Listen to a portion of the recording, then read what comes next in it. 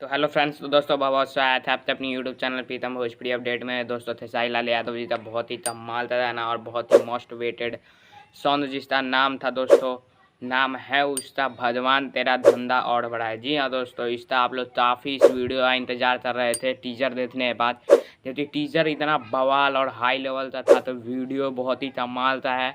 और अब टीजर का भी रिलीज डेट आ गया है। जी हाँ दोस्तों, भगवान तेरा धंधा और बढ़ाए इस गाने तो विजय चौहान जी ने लिखा है, आर एस शर्मा जी ने म्यूजिक दिया है। अंकिता फिल्म्स यूट्यूब चैनल पर इसका ऑडियो 8 महीने पहले ही रिलीज हो चुका है, टीजर भी रिलीज हो चुका है और अब इसका वीडियो रिलीज होने वाला है। जी हाँ दोस्तों, वीडियो में खेसारी लाल यादव के साथ श्वेता महारा नजर आ रही हैं और खेसारी लाल यादव के साथ इस गाने को शिल्पी राज ने डुएट किया है। और इस गाने तो दोस्तों 26 तारीख को, जी हाँ दोस्तों 26 तारीख को सुबह में 6:30 बजे रिलीज किया जाएगा। जी हाँ दोस्तों, भगवान तेरा धंधा और बढ़ाए 26 तारीख को सुबह 6:30 बजे रिलीज किया जाएगा।